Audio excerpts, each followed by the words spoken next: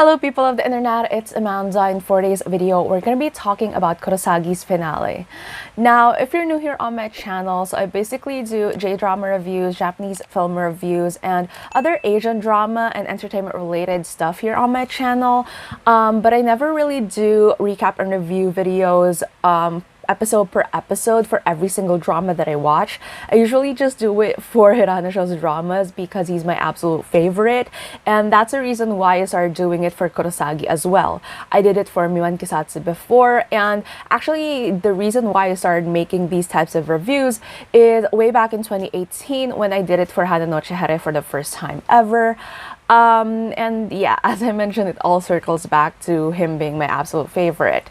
Now, I did a lengthy, somewhat emotional post related to the series when it aired last night. I'll be flashing a part of it in this part of the video. But basically, Kurosagi to me is very special because, as I keep on saying in my previous recap and review videos, biases aside, I've always thought that Sho was a good actor ever since I first saw him in Hana no Chihere, even if I still wasn't a fan back then. And so, but I felt like even if I enjoyed some of his other works, like his shoujo works with Kaguya-sama, with Honey, and then even with Miman Kesatsu, which is a more drama, police drama, comedy type of narrative, I felt like he wasn't being, like, his acting potential wasn't maximized as much. And even if I keep on reading like his process as an actor, for viewers who may not be fans of him or even like fans of Kimpori, his group, I feel like there's just so much that is being missed there. And when Kurosagi was announced, I was equally happy yet worried about the reception, considering that Kurosagi was already adapted in 2006. And obviously there's a huge fan base surrounding the star of the show back then, and criticism were already being given even prior to the show being aired, with tons of comparison being made when it came to Sho. And that's the reason why I, as a fan, was really like concerned about it, because I know that he would do a good job. It's just that I feel like it would shield, like the bias for the previous version would shield people from seeing his potential in his performance. But I was really happy when the pilot aired, and people were generally happy about it, not just fans of Kimpori, not just fans of Hirano Sho, but also like everyone who's seen it, who was expecting him to mess up probably, or just people who casually tuned in to check out what the fuss is about, simply because, you know, this is something that has already been adapted and then they're doing it again, and then they're claiming that this is a completely different version from that one. And so yeah. And then other complications arose, obviously, when Kimpori announced that 3 of the members, including Sho himself, is going to leave the group and the agency next year. And it was in the middle of the series. So I just finished watching episode 3 then when the announcement was made. And obviously, with that came like a changed perspective when viewing the drama, because whenever, like, there's just a lot of complicated things that surround it. If you're familiar with the situation, then you already know what I'm talking about, but if not, then I'm so sorry for droning on and on about it before I officially start this video. But I just want to put it out there that the series is something that I hold very, very special, and I understand that it's not completely flawless in a way, but to me, it's definitely one of Sho's best works, and I'll try to elaborate more on that later into the video. But yeah, that's sad, so let's just get to it. I'm so sorry for the long intro.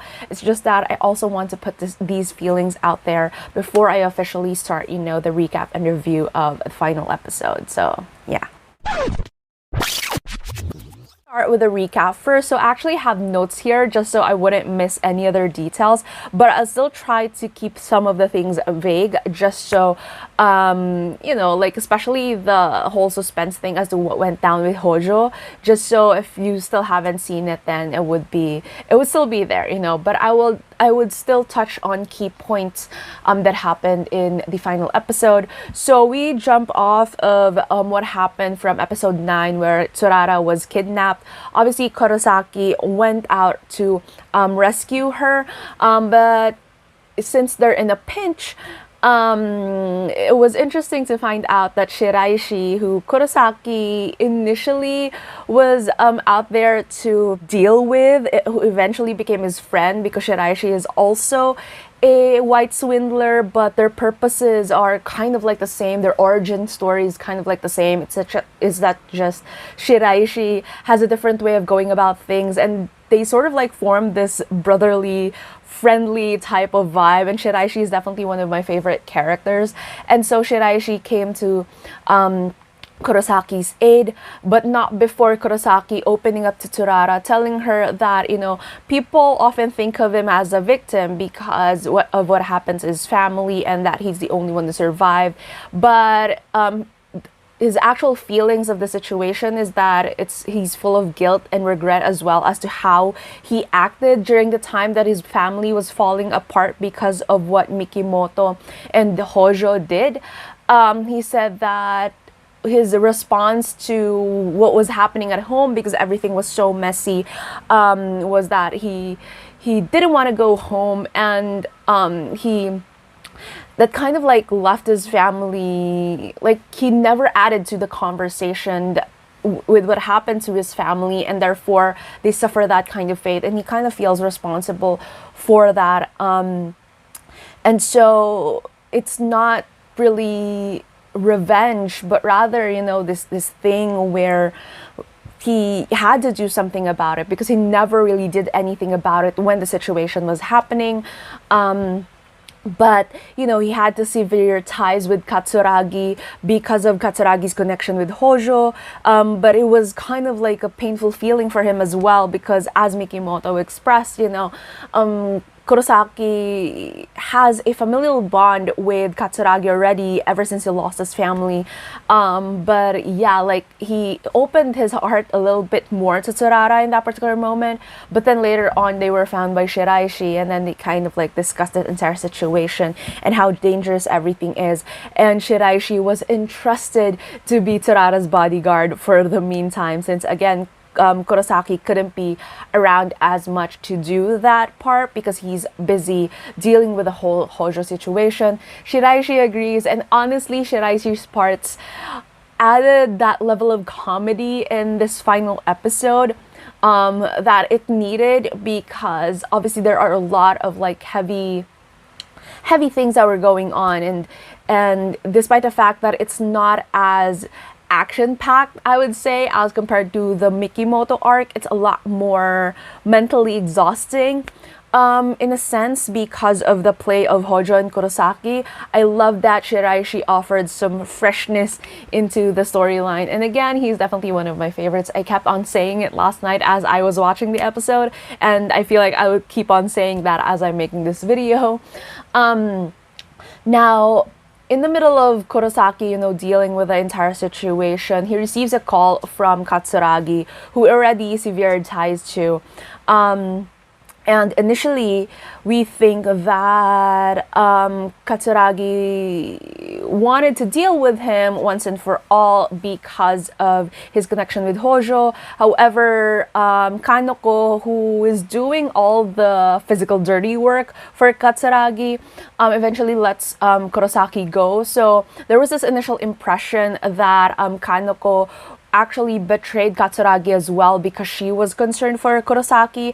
But then later on, Shiraishi, Katsuragi, and to some extent Kanoko had this conversation. It was revealed that Katsuragi is still on Kurosaki's side, and he's concerned about him going after Hojo by himself, and he was monitoring things behind the scenes, and that Kanoko was actually the one who helped out Kurosaki in the beginning when Tsurara was kidnapped and that there were people going after him, and Kaneko dealt with that, as well as a situation where Kurosaki was being followed, so Kaneko sort of like held a gun towards him, so that, you know, it gave the impression that he was already in somebody else's hands and stuff like that. So yeah, it was a very interesting development, and it's quite nice to see, considering how we never really know Katsuragi's point of view in this past couple of episodes in this entire series,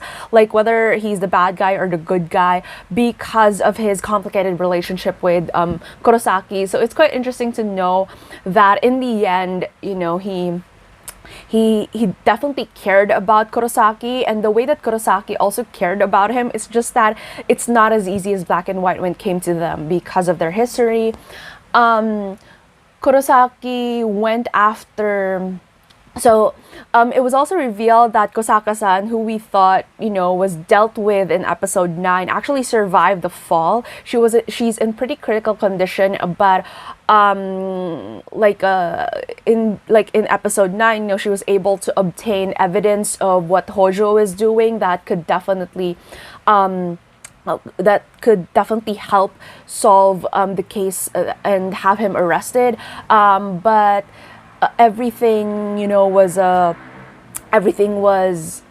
up to Kurosaki, and that even Kashina was also getting himself involved in the situation and trying to help, you know, solve everything, and everyone surrounding Kurosaki was actually, you know, showing concern for him and in dealing with this big situation. However, Kurosaki and Hojo gets this confrontation.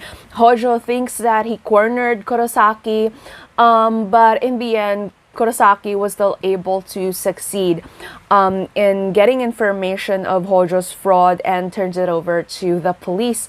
But that wasn't until Hojo's minion stabbed Kurosaki, and which puts him in a critical condition as well. Now, while everything else is already solved, you know, they got the information for to deal with Hojo. It put Hojo to his place, but still Kurosaki was in a near-death situation and stuff like that.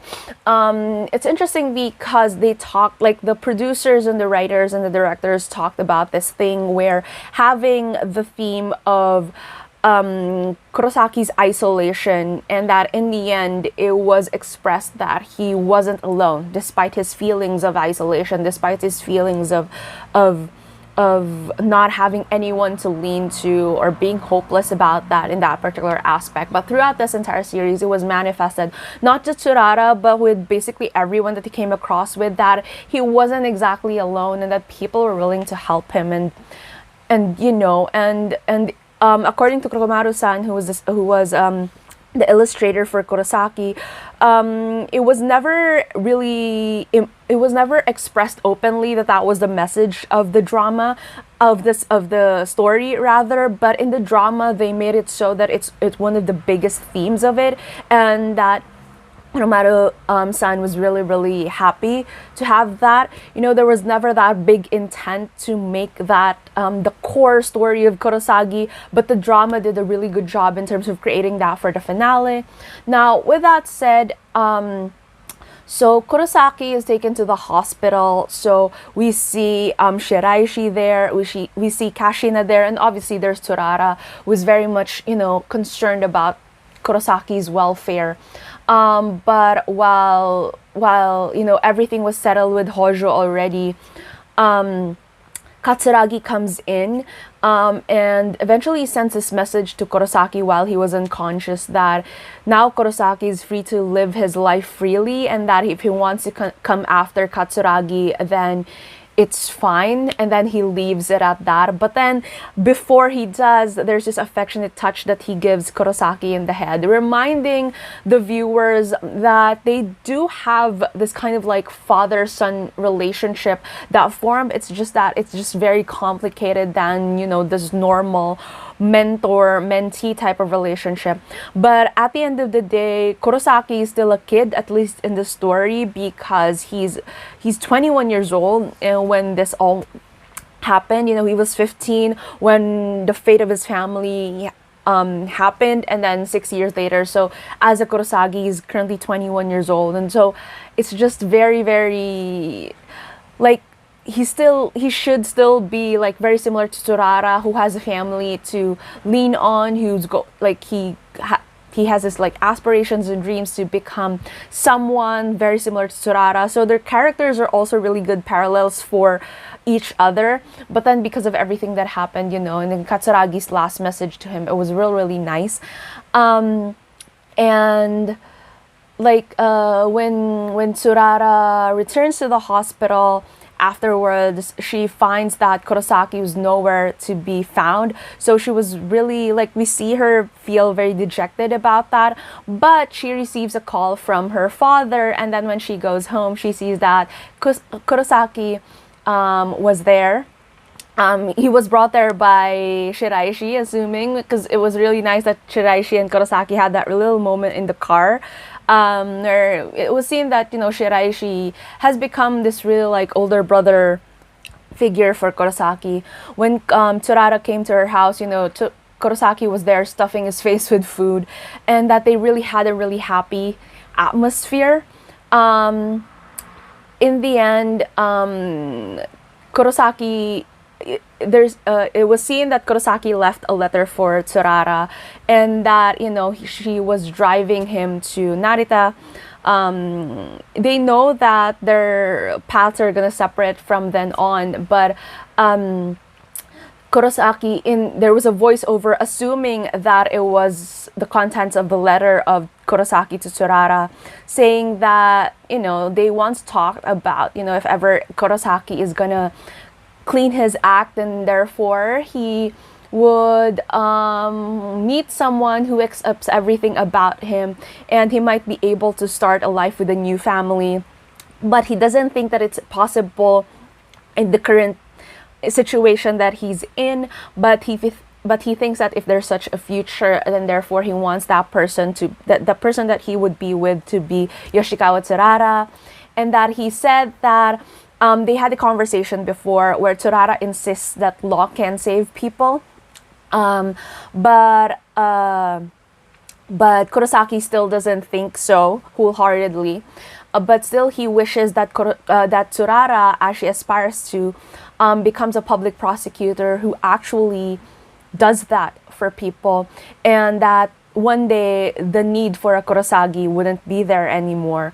And that's so interesting. Like, that's the end note of it. It also ends in a way showing us where the different characters are. So Kashina is already is still with the police force, doing really well. Kanoko-san, you know, she's now the current head of the Katsuragi sweet shop. Katsuragi is nowhere to be found.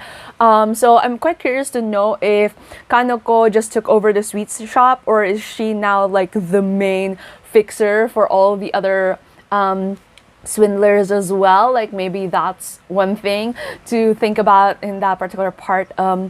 And as for Tsurara, you know, she became a public prosecutor. She was crossing the street, and then there's this one particular moment where they Kurosaki and Tsurara cross paths. This is years into the future, so a time skip. And then she stops and she kind of like looks back to see if it was really Kurosaki that she crossed paths with, but she gains composure and walks her way. And when she turns away, it was Kurosaki's turn to look back and to, you know, think about, you know, if it was really Tsurara that he went to see, that he saw, and he looks away with a smile and walks away. And with that, you know, a two-shot of them was flashed across the scene, saying that Kurosaki's story and journey will still continue. So Yeah, and that's where the series ends. Again, we're back to, the whole open-ended thing with Sho in TBS. First with Hana Hare with the Sorekara scene where it was implied that him and Kaguragi and Otto were going to meet each other, but they never really quite. And it's because in the manga, there's a continuation to that as to why they had to do the ending like that. But for Kurosagi as well, like it's quite open-ended. It's been years before it was implied that Kurosaki and Tsurara's paths have crossed, and Tsurara is already a prosecutor who might one day be the person who would catch Kurosaki. But Kurosaki is still doing what he does, and we never really know anything. And again, as the ending implied, Kurosaki's journey continues on, and a lot of people are speculating whether or not this means that a sequel was happening, a special episode or a movie, which is very similar to the treatment for the 2006 version which received a 2008 movie version. But it can also be interpreted in a way that their life just started when the series when the events of what happened with Hojo ended. They were just 21 then. Like again, Tsurara was off to become a prosecutor. Kurosaki was meant to live his life as he now wants, without any restrictions of what happened to his past or with Katsuragi or anything of all of these other complications. And then years later, it seemed like they're already at that place where they know where to head, but still their journey is still continuing on at that point. So that can also be just the implication of that end card. It could just be that, but yeah, there's just really room to hope for whatever that is, because again of how open-ended it is. Now overall, I would say that, again, aside from the other things that I expressed in the beginning of this video, I do feel like this is definitely, they did a good job in terms of fleshing out this story. It wasn't filled with too much dramatics in a way that it feels like a soap opera more than a crime suspense kind of drama, which I like. They also didn't push too much of the romance, because obviously at the end of the day, it's not a romance drama. There was this one particular part here where I really hoped that there was going to be a kissing scene, because when Tsurara was driving Kurosaki, and he fell asleep in a way, we see her wearing the earrings that at the beginning of the series was implied that, she was waiting to wear it when she goes out with someone that she likes. And she was looking at him like that. And I thought that, oh my God, she's gonna kiss him. But no, it didn't really happen. And then it reminded me that, at the end of the day, it's not really a love story. It's just Tsurara was there, and because and she wasn't just chasing after Kurosaki all this time in the story. It was rather like both of them learning from each other, which again is very similar to the dynamics of with Haruto and Otto in Hana no Hare. That's why I really like Tsurara and Kurosaki's dynamic in this version as well. And again, Shiraishi, definitely one of my biggest favorites ever since he was introduced in the first episode, actually, because I know his character from the manga and the other version, what that entails. I really just like that. And then eventually I don't know, like his involvement in the way that he became this friend for Kurosaki in a way, giving him really helpful advice that is outside of this restriction that Katsuragi has over the white swindlers. They're the sense of betrayal in a way whenever you don't want to bump with Katsuragi because he can deal with you, but Shiraishi isn't like that. He helped Kurosaki in different ways. They developed this kind of nice relationship. Kashina as well, there's this there's this, like, everyone had their own backgrounds as to why they feel a certain way with what Kurosaki is doing as the Kurosagi, but everyone's perspective kind of like changed in a way that their sole purpose and their sole perspective when it came to justice still remained the same, but the way that they approach things is a lot more broadened now because of this experience, and that same thing goes with Kurosaki as well. And I think, yeah, Katsuragi, I love the chemistry of Miura-san with Sho.